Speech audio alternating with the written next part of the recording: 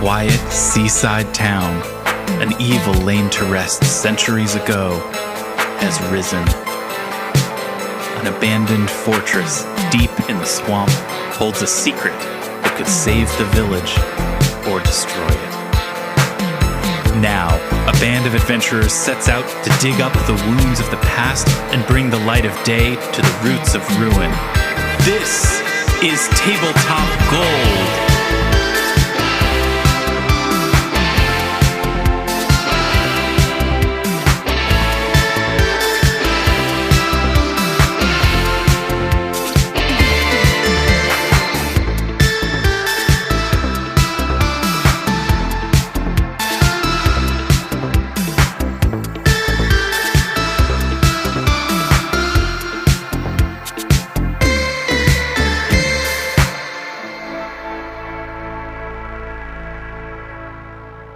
Hello and welcome to Tabletop Gold. My name is Lars Casteen. I'm the host of the show. And there's a thing that we do at the beginning of the podcast where we meet the players so that you, listener, can understand the name of the player and hear their voice. And that's really all we're trying to accomplish with this beginning segment. If you're wondering, why does he introduce these people every week? I've listened to 32 episodes of this show. I know who these people are. I'm thinking maybe you don't know who these people are, and you do need to hear their names and their voices. So we're just going to do those things right now. Names and voices only. Let's go. David Chernicoff is here. David Chernicoff is here. Okay. Robin Lange is here. My name is Robin Lange. Wait, shit. Can you steal my identity now? Crap. Yes. Now we have it. See, that's the thing, is that a person waited for episode 33 of this podcast to hear one member of the cast saying, "My name is," and then their name so that they can start a bank account. Is that how you, what Damn it. It's a long game, but it's worth it. I mean, I've had my identity stolen enough times before. It's just one big pain in the ass. There's one person who listens to the first 90 seconds of this show every week, just hoping that somebody will say that phrase perfectly. And now, have fun. now they're never coming back. At long Our last. numbers are going to be one lower from now on, and you're going to have real credit issues. But higher for anyone listening wanting to know if this is a good podcast for identity theft, right? Like, we'll get some of those folks in. Right. You got to hear this show. Skip straight to episode 33. This is the one. We're going to be the number one identity theft podcast. Yeah. If you don't not get the again. Russian cracker listenership, like the wares salesman, Oh, yeah. what are you doing? Absolutely. Really? No, but seriously, if my identity gets stolen again because of that, I am coming after you, Lars. Okay. That's fine. You're just assuming it's going to be Lars who steals it? That seems kind of uncharitable. No, I'm just blaming him for it. Zoe Chernicoff is here. Hello. It's me. It's me, and Armatt Humphreys is here as well. Good evening. Oh, boy, that went wrong. And the thing is that in putting on a voice like that, you are actually undermining the exact thing that I'm trying to accomplish with this opening segment in which people use their voices. But and his I say their name. identity is safe. That's true. There's no price on personal security. I'm playing 4D chess here, bro. It's not for the normal listener. What you're doing is to stymie this theoretical Russian hacker. Right, who's already logged off because they've got what they need. Yeah. They Or don't am give a I just crap. covering up my partnership with Dimitri? It was an inside job. I It should was have a- known. yeah. Mhm. There's something that I want to tell you guys about. My hands, they're not looking terrible right now. I'm holding my hands up to my Zoom camera. There is a scaliness that is starting to creep in on my hands. Oh my God, you've got the dragon pox. This happens when it gets cold. It's cold here in New York City right now. And I have to wash my hands repeatedly. One, because it's just kind of a good thing to do. And two, because there's this pandemic happening and I'm having to wash constantly anytime I come in from outdoors, that kind of thing. And I have yet to find a hand soap that doesn't, within like a week of it getting cold, obliterate all of the skin on my hands and transform it into this like disgusting sort Scaly of lizard crackly, skin. scaly lizard situation. That was true. That was the story that I would have told you until a year ago when I found a product called the Vermont Soap Company Organics Unscented Foaming Hand Soap Gallon Refill with And jojoba it's oil. foaming? I mean, foaming is the gold standard of a soap. We've had to swear off all non-foaming soap in our house. Wait, Future why is potential that? sponsor. Don't count your chickens on that one, Robin. Let's see where the story goes. I'm not the one who feels strongly about foaming hand soap, so I'll let David give a brief pitch for its preferableness. Yeah. Here's why I prefer foaming hand soap to non-foaming hand soap. When I put foaming hand soap on my hands, I like the way that it feels. Okay, great.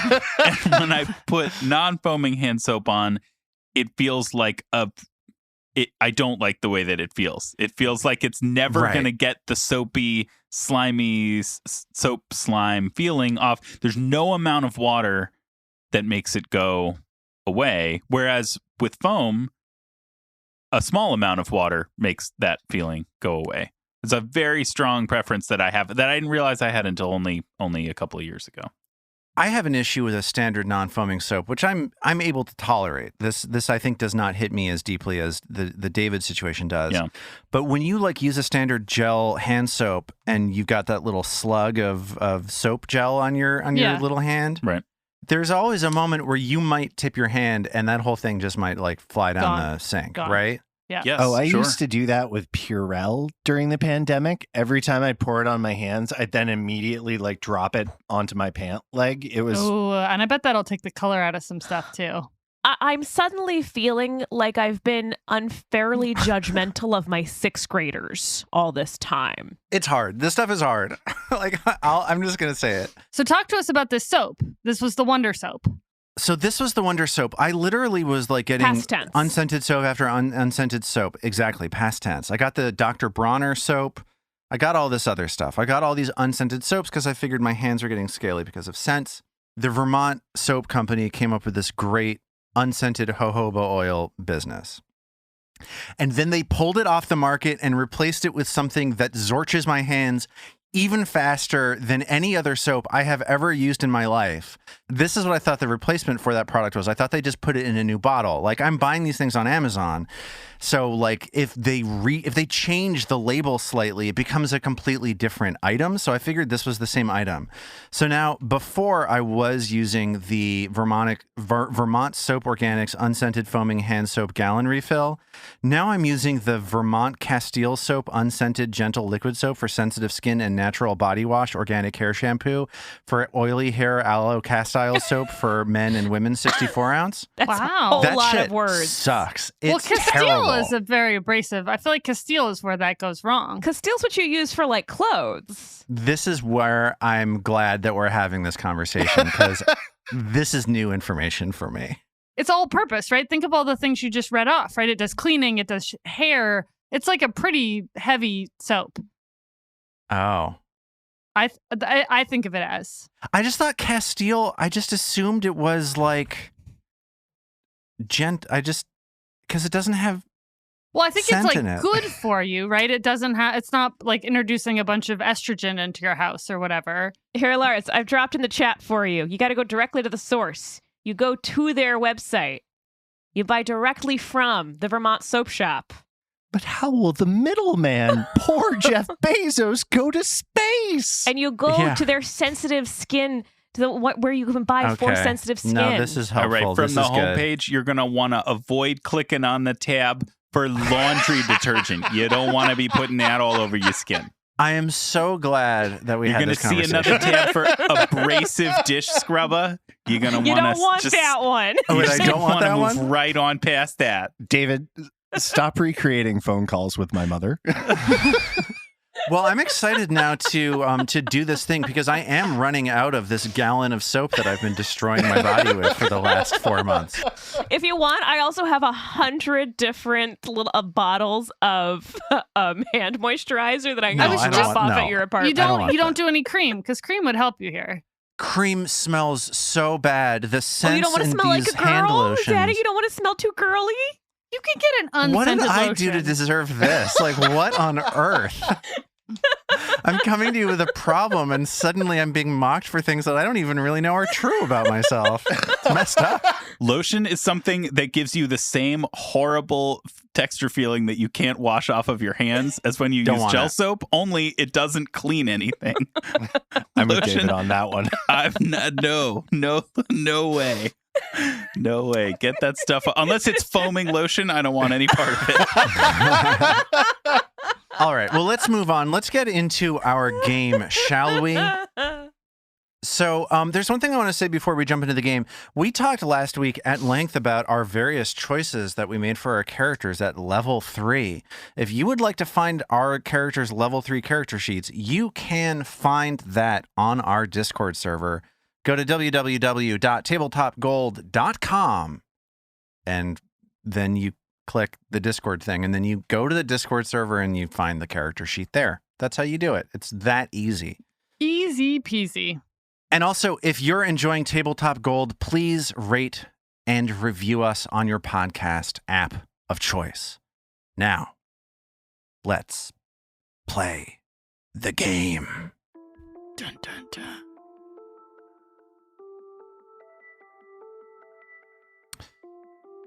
This evening of exploring the subterranean ruins around Gauntlight has been eventful.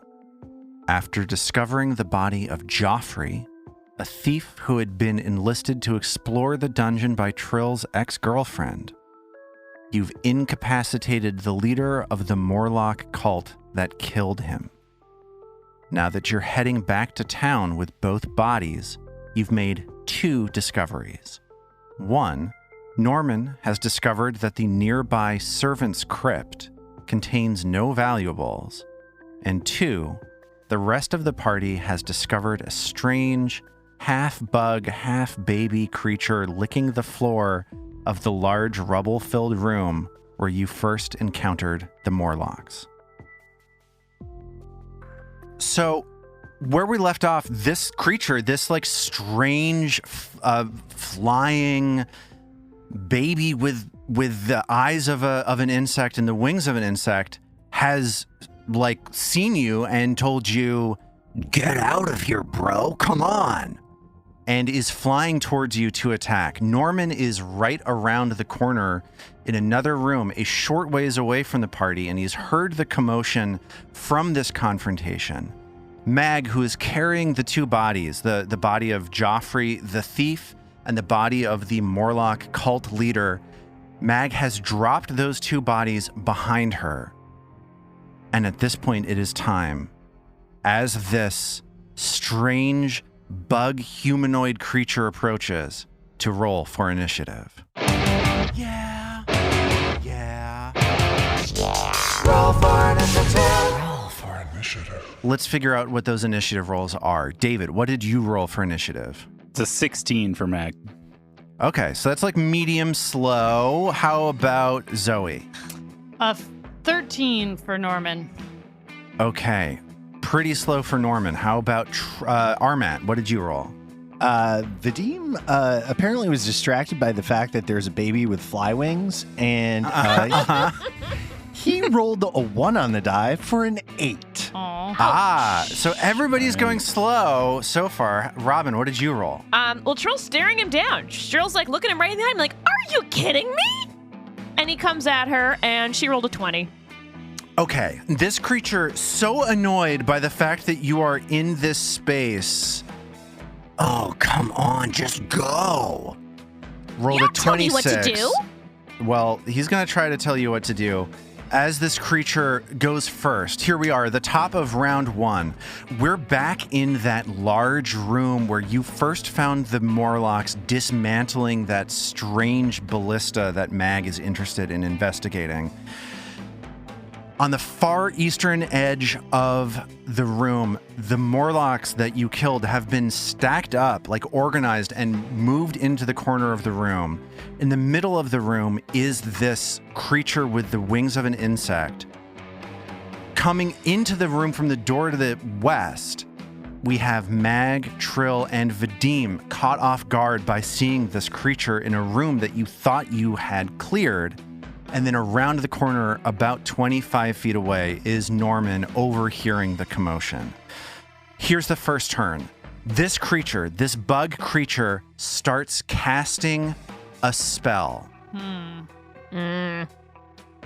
and disappears. Oh, don't like I'm that. sorry. What? Yep, he turns invisible after casting this spell. And here's what that means. I want to talk for a little bit about the various levels of awareness that exist in this game. This is something that I actually really love about this game. The stealth stuff in Pathfinder 2nd Edition is defined in a very granular way, so it can be a little confusing at first, but then it actually works and makes sense within the game, which in my opinion is an incredible advancement over other games that I've played. You can actually do stealth and it makes sense. Here are the various levels of awareness that you can have about somebody. If you are unnoticed, the other side doesn't even know you're there. You could be sneaking through a room and nobody knows to look for you, so you are just passing through completely unnoticed. If you're undetected, they know that you're there, but they don't know where you are. They know there's somebody in this room, but I don't know where they are. If you're hidden, they have a sense of where you are, but they can't see you. Like they know you're hiding behind a corner, but they can't see you to connect with you, which means that they need to make a flat check to see if they hit you when they try to attack you. And then the highest level of awareness is if you're observed, they know where you are and they can see you. So this guy, when he turned invisible, would typically be undetected. He would be invisible, you wouldn't know where he is. But you saw him become invisible, which means that you know exactly where he is, so he's hidden to you, right? You know what square he's in, you just can't see him because you saw him turn invisible.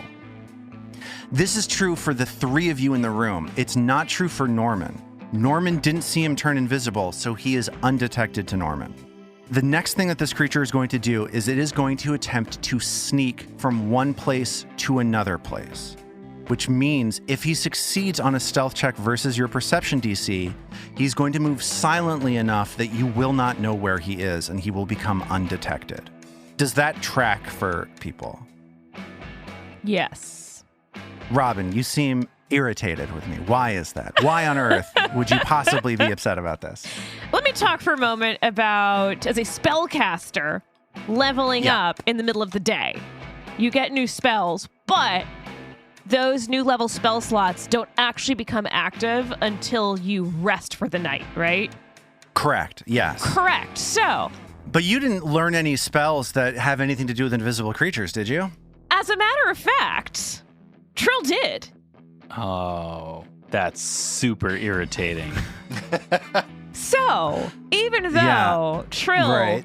in her becoming a level 3 spellcaster, learned Fairy Fire, which enables her to basically make a magical outline around invisible creatures, she can't fucking use it because she hasn't had a good night's rest yet. Okay, wait, follow-up question. Yeah. Do you hate this game, David? Robin, would you say you hate this game right now? I see what you're saying, David, and I see where you're coming from. Yeah. Like sometimes you start to hate the game. Right? And then Yeah. it's fine, you'd like the game again. Yeah. When I get it's to a actually curve. use this shit, Yeah. I'll probably like the game right now. At the moment, I'm feeling, I feel like I might need some red sunglasses. Yeah, I guess hear you. Trill rages. It has no effect. Robin rages. Robin, I would say that I'm sorry. You would say you're sorry, but you're not going to. Okay, so this guy is trying to sneak away. He's got a stealth check. He rolled a 28. Does that beat your perception DC? That would be your perception modifier plus 10. Yes. Sorry, the number was 28? Yes. Yeah, that'll do it. I think that's a critical success for me. Yeah, same. Yes. So this creature spends 2 actions casting the spell that turns him invisible and then sneaks away, and you don't know where he is. That's the end of his turn. I think he's gone. We should just go. Yeah, we So should it's head back to town. It's now Trill's turn. So there's another action that I want to tell you guys about, which is you can seek. This is an action that you can take if you're trying to find somebody who is avoiding your notice. You let me know which area you're scanning, and you spend an action to make a perception check versus the stealth DC of anyone in that area. Can you give us a sense of like how much turf How much we area? can cover with a single seek? Yeah, like it's sort of like a 30-foot zone. A pretty big area you can cover with one action. That's You could pretty even much say, like, this- I'm going to scan the area in front of me. I'm going to scan around this corner. If you just sort of describe where you're looking, we'll figure it out. I'm not going to be too goofy about that. Okay. And this room is it has some, like, it's not a perfect whatever. Right. box. There's a like, it's got hallway some leading up to the irregularities, north. There's Right. this rubble leading off to the south. but it's like more or less a 25 by 25 chamber with then Yep. sort of 3 hallways coming off of it. Exactly. All right. So what is Trill going to do? For Trill's first action, she'll seek.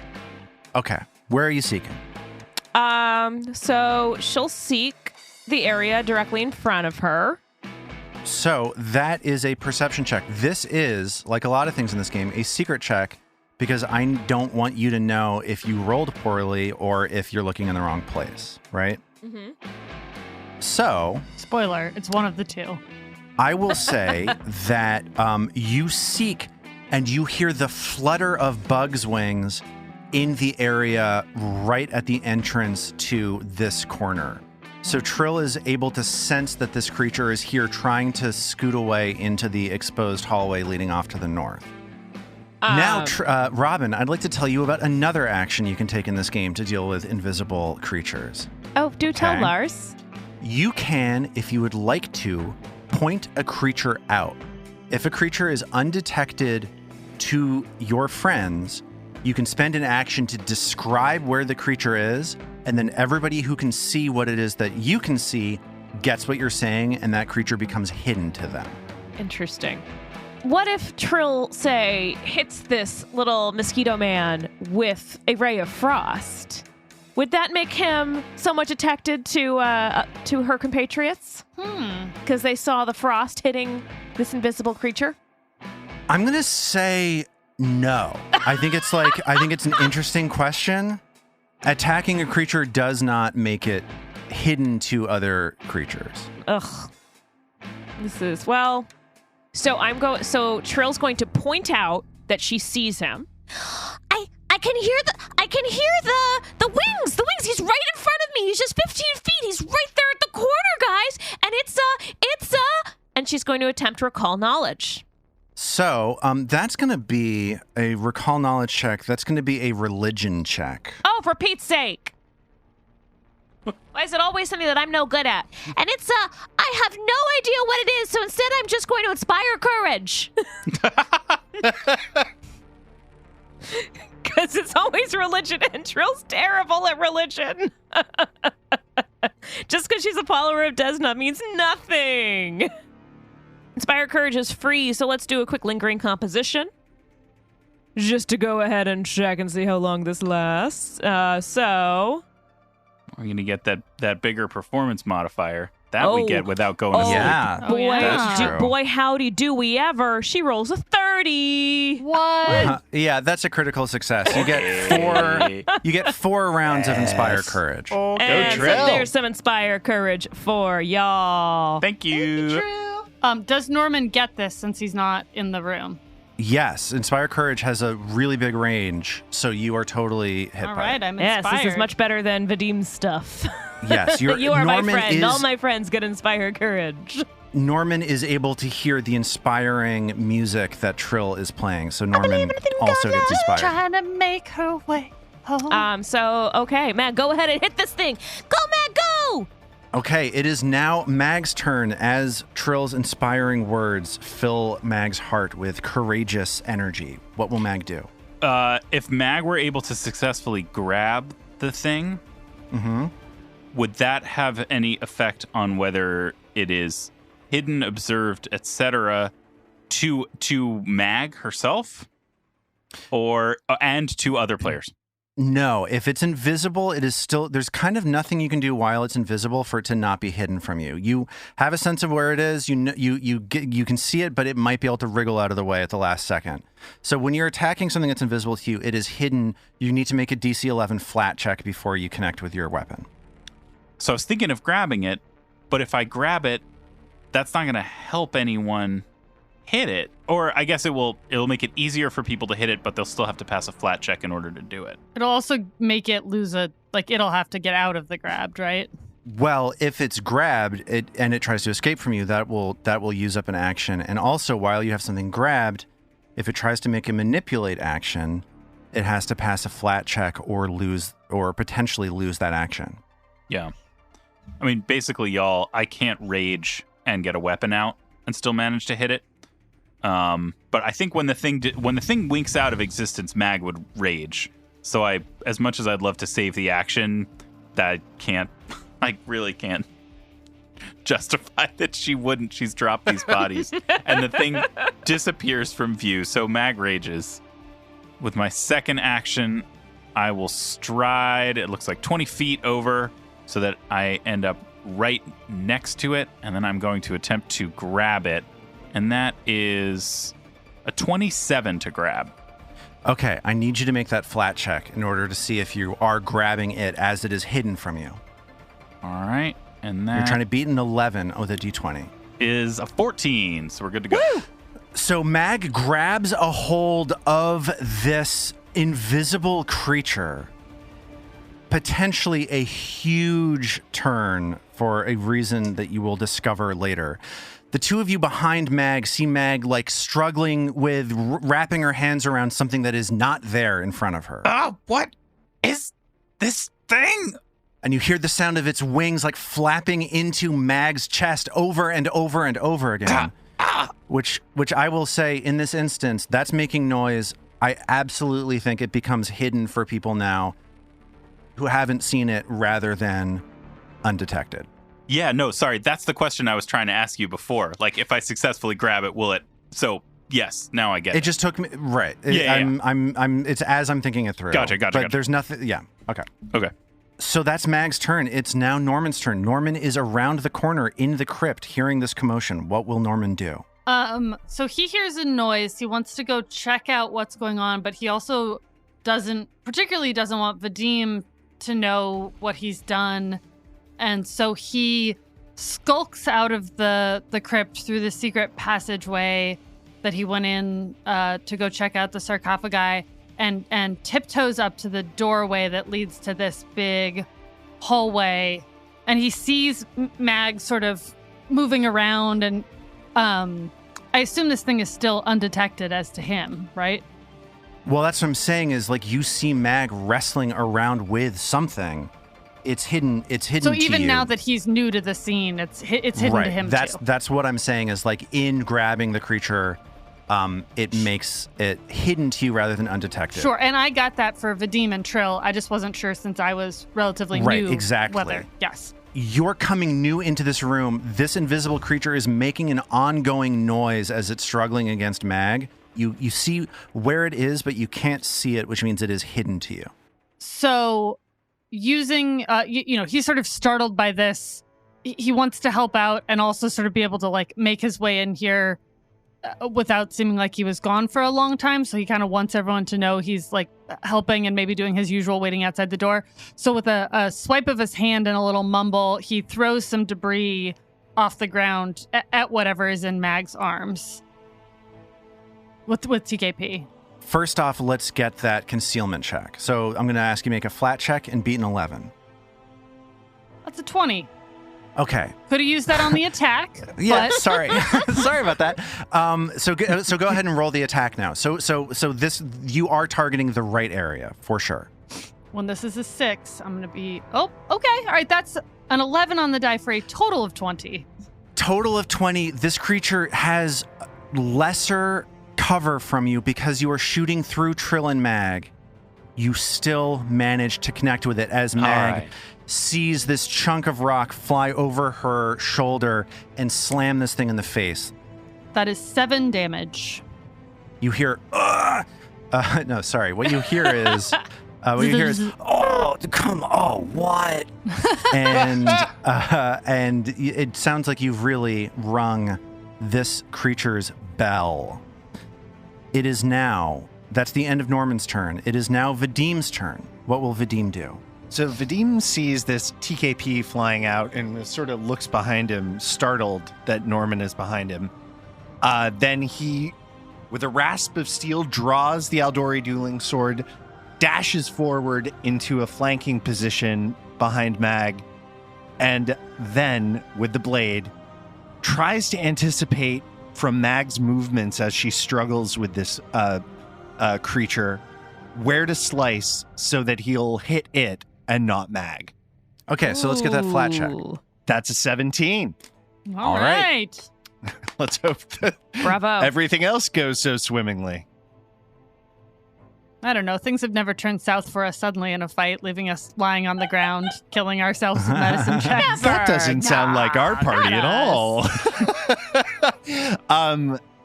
Luckily enough, that is another 17 for a 28 to hit. That's a critical hit. Yeah. Ow, ow. As you hear more pain, like, oh, Yeah. Mag, from this bug creature. Mag kind of anticipates Vadim coming, like hears a little bit over her shoulder, and at the last minute, she twists around and kind of holds this bug creature up a little bit higher, bringing its body up to meet the downward thrusting blade as it slices through the air. And with a shriek of triumph, Vadim's blade cuts through and down, and he rolls max damage on the die for 20 points of damage. Wow. Okay. Well, I had a lot of other things I was going to do with that encounter. I guess we're going to learn about some other rules later, because as you do that, you hear this creature call out For his in- mommy? something resembling deep existential panic. Okay, dude, I give up. Bro, I get it. You've made your point. And he reappears, having ended this invisibility spell, and gets on his hands and knees. You see, so Norman, walking into the room, suddenly sees this half bug, half baby appear and start groveling on the floor between Mag and Norman. Whoa. Holy shit. I surrender. Don't kill me, dude. Are we out of initiative? Can Vadim make a recall knowledge check on religious matters to see if he knows what the hell this bug baby is? Yeah, absolutely. It's a bug baby. And I'll roll that one for ya. It's part bug and part Trill's baby. gonna come next to Mag to take a closer look at this bug baby. You circle around this creature that is groveling for you to leave it alone, and Vadim recognizes this as a devil known as a Zabub. Oh. I think you're maybe slightly surprised to see this creature because you have not seen a lot of devils around here. Like No. Beelzebub? Somewhat related, sure. But Vadim knows that these are serve within hell as messengers and spies. They're very good at sharing information. They have a magical ability to communicate, which makes them particularly useful within the hells to other devils. And then the other thing that Vadim knows is that it has a weakness to good damage. Mhm. What was that weakness to good thing again? Can you explain that? Yeah, there is alignment damage in this game that only affects creatures that are the opposite alignment of that alignment. So like good damage only hurts evil creatures, evil damage only hurts good creatures, and so on and so forth. The same is true for chaotic and lawful. So this creature is weak to good damage. So if you do good damage to it, it will take extra damage. We think he's not good. As a demon from hell, our take is As a devil. I'm sorry. Devil. A devil from hell. Devil. Yeah. As a A devil. messenger spy Hey, devil come from on, hell. dude. Norman crouches down and looks at him and goes, "Nang nang bonabo." What are you talking about, dude? Nang nang bonobo to you too. Oh, I guess we're not all fluent in Aklo, says Norman. Stands back up and brushes his hands off. Is that Aklo? Where did you come from? Oh, I've been here forever. This job is a nightmare. I've been working here for hundreds of years. What is your task here? My task here, well, I mean, you interrupted me while I was doing it. You saw me doing it.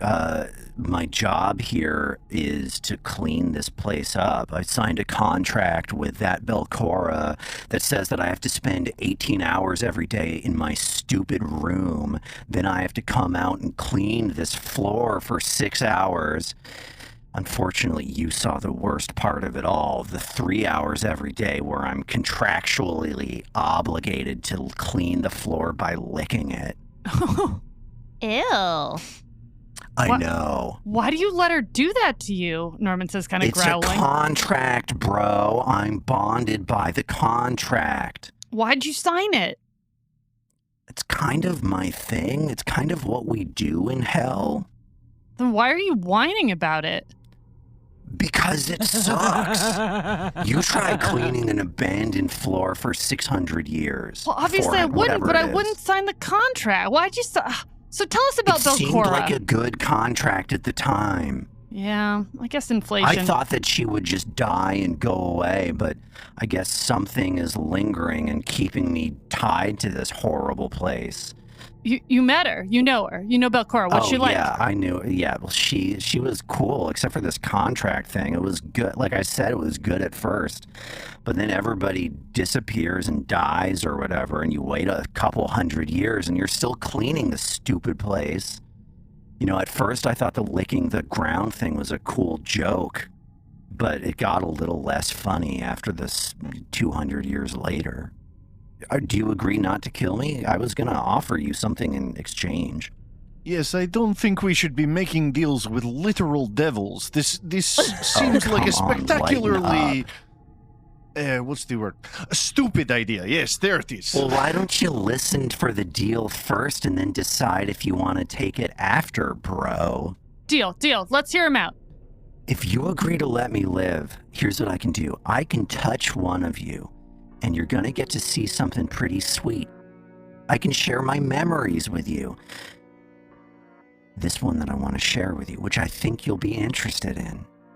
It's the memory of the last time I saw a surface dweller all the way down here. Seems like the sort of thing dudes like you would be into. What do you think? How do we know you're not going to do something different, something worse? I mean, I definitely don't want anyone else in my brain that's happened way too many times on this adventure already. And I think that Vadim would know that, point. like, it's a trait of devils. They're lawful evil creatures. That's like kind of the whole devil thing, is signing contracts, bonding people into servitude, making agreements. Like it would be against this creature's like essence to make an agreement and then go back on it. I think Norman would be unable to resist. That makes sense. And the other thing I can say is if you want to sense motive, that is a thing you can do. That's a perception check that you can make to see if it's lying to you.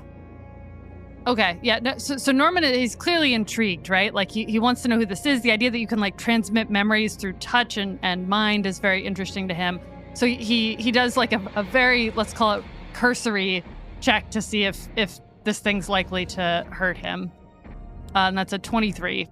Yeah, so you read this creature, like this thing, even though it is talking with a sense of like jocularity, it is convinced that you are going to kill it if it doesn't make this bargain with you. Like, this is a creature that lives via negotiation and agreements, that knows that it has the bad card here. So Norman, stands up and kind of braces himself and he says, "All right, let's see it. Show me. Oh, sick. Norman, don't think this is a good idea. It's an evil act to make a deal with the devil. How is this not an obvious decision? Don't you like to spare lives and let people live and realize their potential and not create spirits that wander the world? Norman, not devils. Is this dude always like this? He is. It goes on and on with the pharasma. Oh, I'm sorry, Norman. Am I boring you with my simple sense of morality that making deals with devils is a bad idea? Have you seen the nation of Cheliaxtrel? You have traveled. You have seen Chelaxian conditions. It's a horrifying thing. Yeah, devil, not great.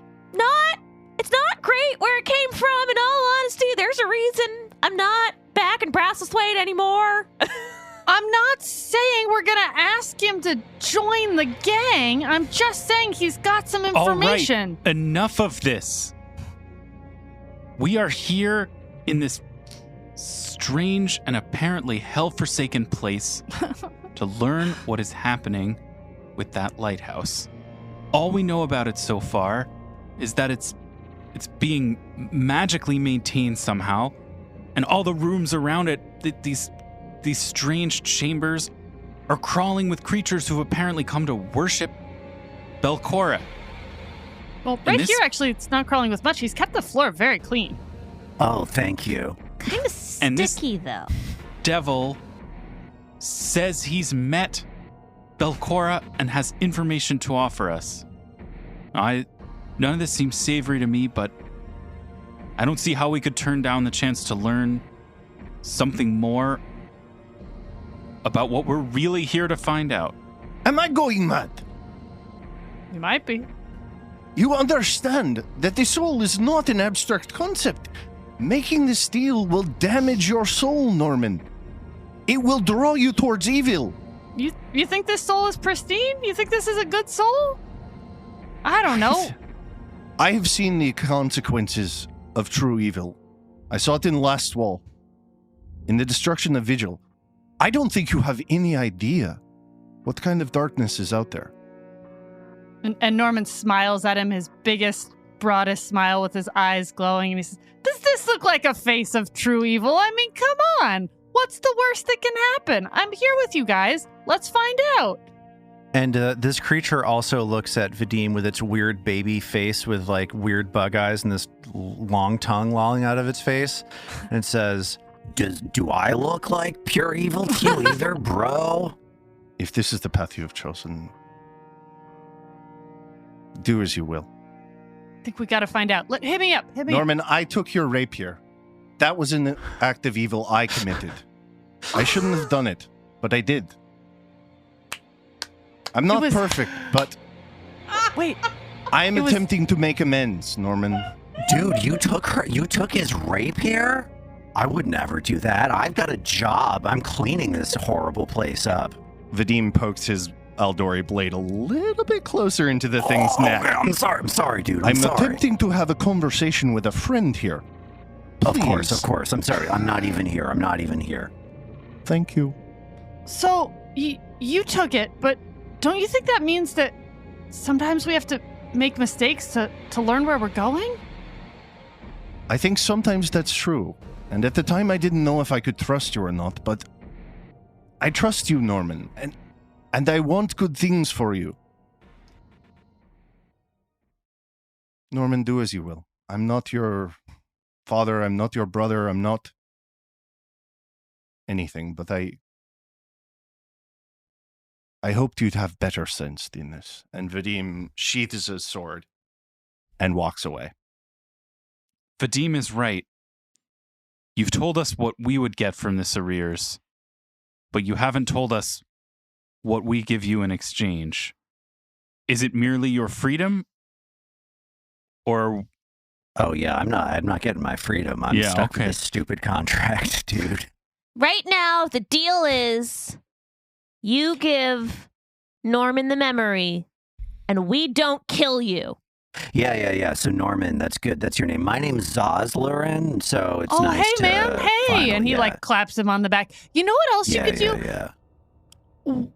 We've all been down here and we're really enjoying exploring and not knowing where we're going. So we would hate if you drew us a map of this place. That would really fuck us over. I guess I could do that. Because you've been here a while, right? You could draw us a map and just ruin all the fun of exploring this place? Okay.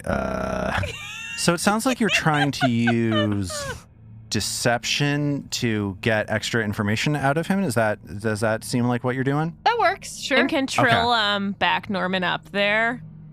Sure. If Trill wants to make an aid to this deception check, you can do that. we'd hate that. Yeah, that'd be a Definitely real devilish don't do thing to that. do. Yeah. So that sounds like deception from Trill as well. Yeah. Okay. So let me get that aid check first.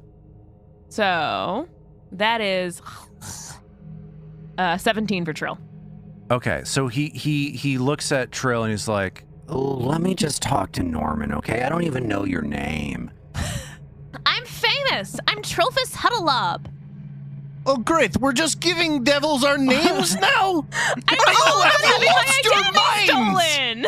And Vadim throws his hands up in the air and is just gripping his forehead, being like, what are they doing?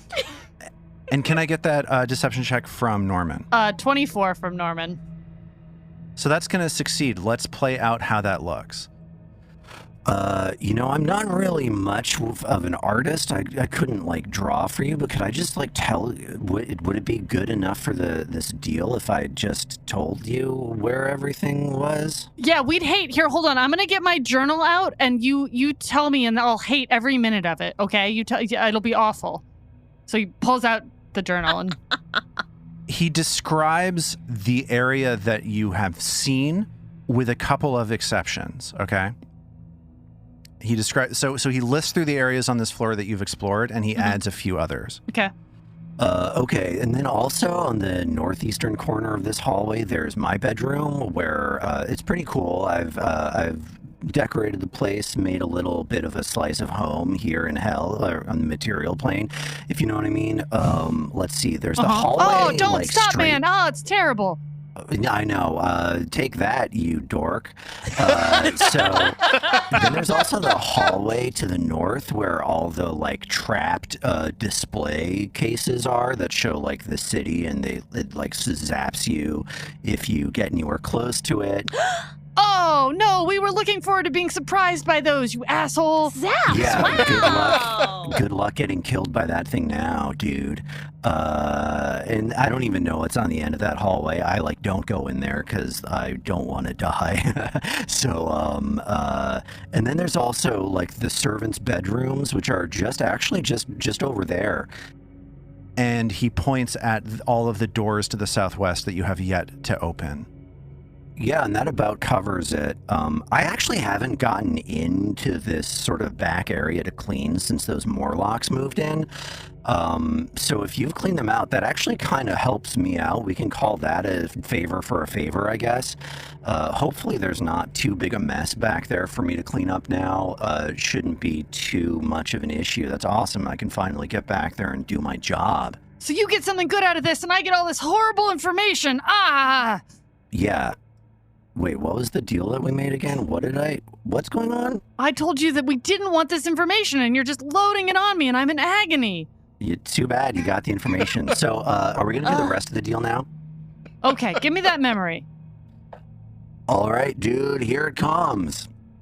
And this creature reaches over to you and you die. reaches out his little baby arms and grasps your two hands, and Norman's sense of reality disappears,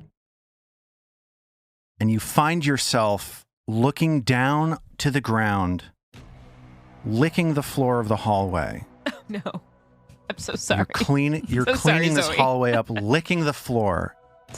As you look around, it's recognizable as nearly exactly the spot where you are now, a little bit further down the hallway from where you are. And you see various servants milling around, and suddenly there is a massive explosion, just boom! And you look up, from licking the floor just in time to see the ceiling collapsing as all of these various servants and workers buzzing around fall back in shock. You hear lots of surprised screams filling the air. You duck into a doorway. You feel yourself flying around the doorway, and then your field of vision swings around as though you were craning your head around the door, and you're squinting through all this dust that has been kicked up into the air as this rubble has fallen down through the ceiling above. Everyone else in the area starts running for their lives. And you feel a vague sense of rage coursing through you as you consider that you're going to be responsible for cleaning up all this rubble that has just fallen onto the floor. Like a rainy day with the kids. And this memory continues for a few minutes. I'm going to say that all the rest of you just watch Norman, like, eyes rolled back in his head as this Zabub and as Norman are just sort of locked in silence, like twitching, passing information back and forth to each other.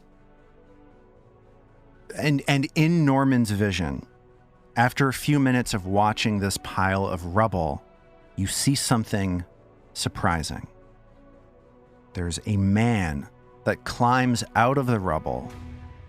A half-elf pushes up a stone that was covering him and starts stumbling down the hallway to the north. His face covered in blood and eyes darting back and forth to make sure nobody sees him. You feel yourself and you see yourself zip through another door to get out of the way of where this half-elf man is running through so that he doesn't see you. And you watch him as he continues up the long hallway for a short ways before ducking into a door for a quick moment as a butler that you recognize, runs by, flanked by an assortment of lesser servants. And your vision glances over them. They're not interesting to you. But you watch this hallway that this man ducked into, and he pops out again and then continues up the hallway, leaving a trail of blood, which bothers you because you know you're going to have to clean that up too with your tongue. Yeah. And then finally, the man stumbles into the washroom at the far northern end of the hallway, gently closing the door as he gives one last dazed look down the hall to make sure nobody has seen him do that. And as that vision concludes, Norman finds himself back in the room, this rubble-filled room, and this creature lets go and says, Well, now that I've shown that to you, I never get to experience that memory again. I have no idea what I just showed you, so hope it was good, hope you liked it, and I think our deal is done, so can I go? I'm gonna go. Is that okay if I go? Not quite. Oh, come on, dude. You're being evil now. Your deal is with them, not with me. Dude, he just helped us out. He's a devil. And he steps over and drives his blade, killing the imp. oh my God. What? Oh, no! See you in hell, bro. As he collapses on the ground. Dead. What? You'll make a deal with the devil, but object when I kill one? Grow up. Trill's jaw is like on the ground. In all honesty, like, once he knew that, like, we were stronger, he stopped attacking us, he gave us the memory, like, did we really have to kill him? Yes, I'm a priest. Trill, have you studied religion? No, obviously!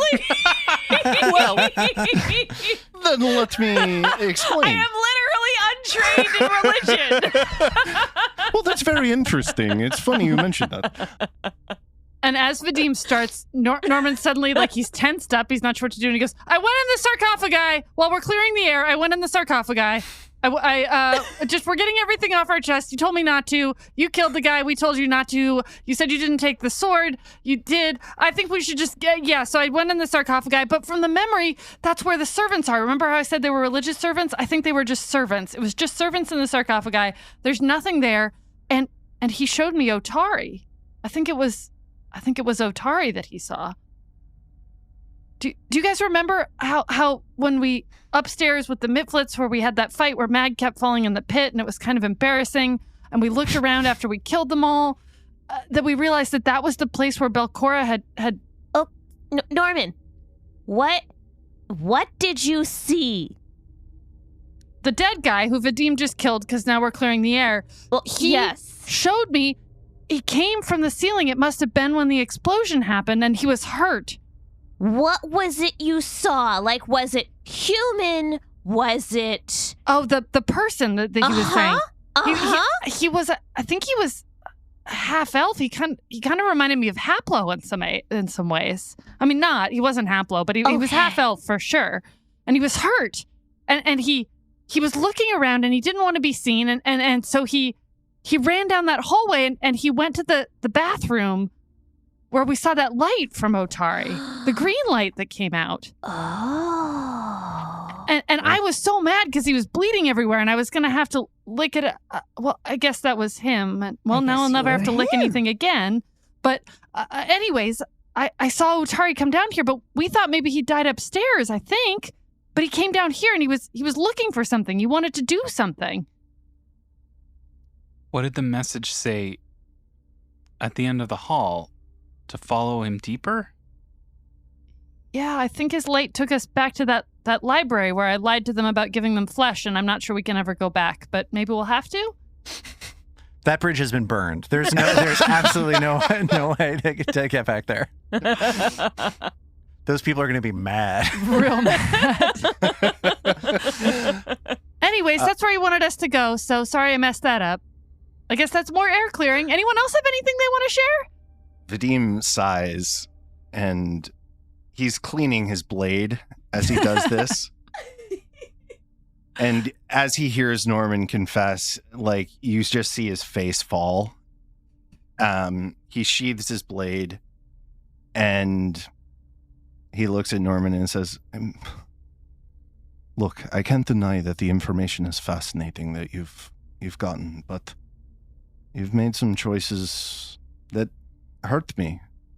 To me, a grave is not an abstract thing. It's not a treasure chest, you know? It's... When I think of these graves, I think of my family. I think of the people I have lost. I don't have a place where I can go to pay my respects. And I think if I did, I would not want that place of peace to be disturbed. I would not want someone to dig around in my mother's grave. I would not want Radu to have his bones interfered with. It's not for the dead, it's for the living." And he just is quiet and sort of leans against the wall and folds his arms across his chest and says, "Look, we can continue when you want to go." And Norman looks sort of stricken, and he looks at him and he says, I think I'm starting to get it. Well, you're making me want to do better anyways, and I don't even usually want to do better. So I think I'll maybe try to want to. No, just try to. I'll just try to do better. Okay? I'm sorry. And you hear Vadim start to chuckle, and he goes, "Okay. You know what, Norman? I'll take it." Can we start maybe with getting Joffrey back and getting him a proper burial? Absolutely. That's a nice idea. I'm sorry to have interrupted. Kind of have a point. Even if you did take my magic rapier and sort of randomly kill this guy. You guys want to get out of here? Mag walks back over to the two bodies that she's left by the door, and Sorry, the way that my screen is framed, those two incredibly hilarious icons just scooted like just into the edge of my picture, just as I was talking. Sorry, I moved the stock photo of a man with a mustache into the room at perhaps the worst the worst time for dramatic purposes. You couldn't have known that my screen is such that was it's literally just the last box, so they just sort of like peeked in like woo into the corner of the frame. Just this like really scary guy, and then the mustachioed hipster. Yeah, this like Ink Master dude. Yeah. With that, Mag turns from the two of them, walks back to the doorway, and hefts the two bodies, Joffrey's and the unconscious Morlock rulers, back onto her shoulders. And once they're settled and she's ready to walk again, turns back to the group and gives a nod.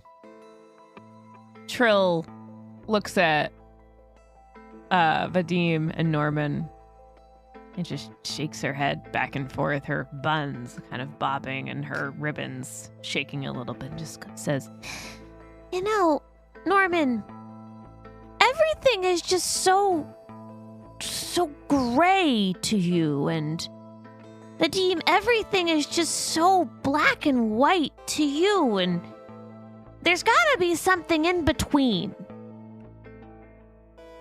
And she turns and she just heads towards this, back towards the stairs, heading up towards the first level.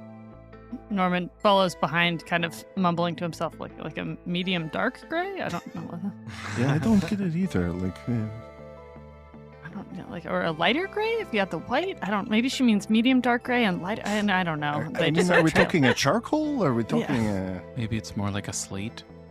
Oh, oh shit!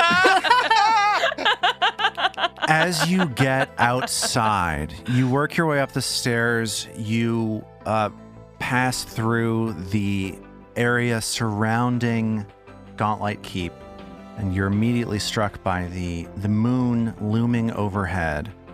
It's a little after 9. It's between 9 and 9:30 right now. And are you guys heading back to town with these two people in tow? I think so. Yeah. Okay. Unless Joel Messman's out there waiting for us so we can get his bounty. Is it a full moon tonight? It is not a full moon tonight. Good question. I don't think we want to bring the Morlock ruler like back to the town square, but we need somewhere that he can be securely, whatever, tied we take up. to the druids and then just go to the bookshop and get one of the guys who speaks Undercommon. Yeah. I think we'd bring him to Rin's, or I think that's what Norman would want to bring him to Rin's, because it's not. Yeah. It's like at the top of town.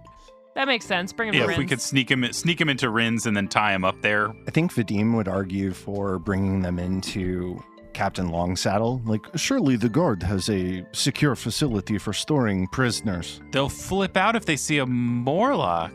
Let's talk to him first, and then we can decide what to do with him. Agreed. Okay. And Trill, I think maybe, we should figure out how to tell Beffrey about her definitely her brother. And let's maybe in the morning. We don't know how she's doing. Trill's hair sags. No. So it sounds like the plan is to bring these two into Rin's shop, rest for the night, and then potentially deal with them the next morning. Or do you want to talk? Do you want to interrogate the Morlock tonight? I think that Norman would want to try and interrogate him tonight. I think. Okay. It's slow going, pushing through the forest, out of the swamp, down this long pathway back into town. This is a trip that would typically take you 20 minutes. It's taking you about twice that amount, given the weight that you were carrying with you along the way. The weight that Mag is carrying for all of us. Yeah. I'm not saying that Mag isn't up to the task. I'm saying that it's a very difficult task, is Sure. really all I'm trying to say. Sure.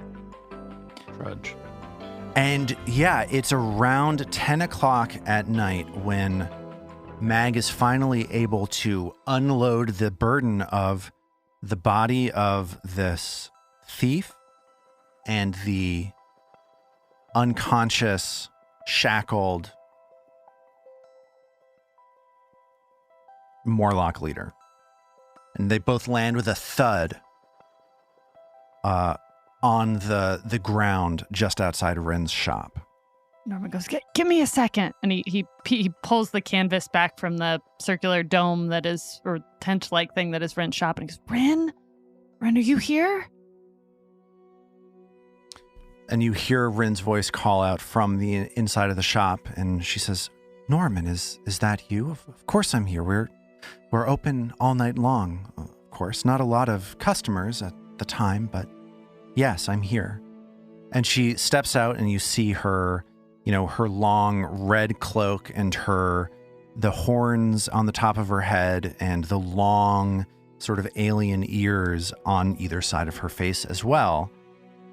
And she looks at you with her opaque black eyes and says, well, I'm sorry, who on earth is this? Well, we've got bad news and weird news. Which do you want first? I guess mix them all up together and try to combine them into one bad, weird news thing. Just sort of a hodgepodge? Sure. One of them's a triplet or maybe a quadruplet. It's hard to say, except I know the answer, but let's say it's hard to say. And so that's the weird news. Yeah, well, that's part of the weird. I'm mixing it, so it's going to be a real slurry. Oh, of course. I'm sorry. Please. One of them is a leader, and we need to interrogate him. One of them has a prosthetic arm. We just killed a bee man, baby. And Vadim and I are both trying to be better people for each other. And AO came out again. We got near the light, but I'll fill you in on how things are going up at Gauntlet a little later. Do you have somewhere we could take the one who's the king? If you want me to tell you who that is, that's great. You'll figure it out in a minute when we put him in a chair. We need to talk to him. It's important. That is weird and bad. Well, yeah, we could go into the back room, the supplies. That's if you'd like some privacy. You could talk to whichever one of the two of it is that you're going to talk to. You could talk to them back there. Okay, and great. she extends her arm and gracefully points back to to a curtain behind the desk at the rear of the shop. So they Norman sort of leads. He knows where this room is, and I like to think everyone kind of trails behind Mag with the correct body in tow. Here, set him in that chair. Before we wake him up, what do we want to know? Let's get our thoughts organized quickly. So you are having this conversation in this dusty storeroom with like a bunch of empty vials that maybe at one point had, potions in them, scrolls, parchment that are ready for spells to be inscribed on them, and a variety of other magical knickknacks maybe that are about to get ready to go out to the store. Maybe some have their magic depleted, but there's just there are a lot of things on a lot of shelves, and there's a lot of dust, and you're underneath the open sky in this, surrounded by this tent. And there is a chair. Don't we need more labyrinth too in Do order we have someone who does Rin speak Undercommon? Have we asked her? Norman's got his dictionary. That's not enough. Yeah, that worked out so well. Hey guys, I got it. Just give me a chance. But like before we wake him up, let's have a plan. What's our plan? I mean, I can ask him what's going on. I can, I don't know, apologize to him. We kind of pissed him off, but I feel like that's on him. Anyways, we want to know what he was doing down there. Does he worship Belcora? Let's ask him who the Ghost Queen is. Yang Bornable. Yang Bornable. We want to know, like, what was up with the Morlocks and him as the leader. We want to know everything he knows about the tower and the light. The sacrifice, right? They sacrificed Joffrey, we think, to Belcora, but was that him? Right. It sort of seemed like we tried to talk to him about sacrificing and he got mad. Who knows what was botched where? It's very difficult to say. I mean, I don't know that I want to read a ton. I mean, we could just ask him what he was saying to us and try and, piece it back together. I think we want to know what he knows about Belcora. I think we want to know what he knows about the crazy portal room that he was right next to. Oh, yeah, portal room. Oh, yeah. And if he has to hurt us, he can draw us another map of the floor. Yeah. Right. Also, That's so like, this is so terrible. interesting because what we got from terrible. Zebub was that, like, Zebub did not like the Morlocks. So Right, they were, we're like, gonna get such interlopers. different information. Yeah. Yeah. We're good. Okay. Norman's like, he's like sort of scribbling this down in the notebook where he was taking down the horrible map stuff he forced Zebub to give them. Trill's trying to make her eyebrows look angry. And he looks around at like the potions and he's trying to find something that might wake this guy up, a sniffing salt or something that will snap him to. Yeah, you're able to very easily find some smelling salts or something like that back in this room. Like that's exactly the kind of thing that would be back here. And you pass the salts under his nose and he gasps and wakes up. And Norman gets down, he's in a chair, so Norman's, he's gangly, but he gets down on his face and he looks him straight in the eyes and he just goes, Nyang, nyang bo nabo. He pushes against the rope that are tying his arms behind him. He tests his restraints for a second. Suddenly his face seems disappointed and sad. And you hear him say, Nang nang bonobo, nang nang. except Norman hears him say, Oh no. I've lost. All is lost. The children of the Ghost Queen have failed in our pilgrimage. Norman looks at him curious and deeply pleased with himself that he's able to understand what's happening, that he was in fact able to internalize this dictionary, and he reaches in his pocket and pulls out the dictionary and kind of like hands it back. If someone takes it, great. If not, he just kind of drops it on the floor and he looks at the guy and he says, Nyang nang bo nabo, nyang nang bo nabo, which means we don't need that anymore. It's time for you to tell me what's going on. and we'll pick up from there next time.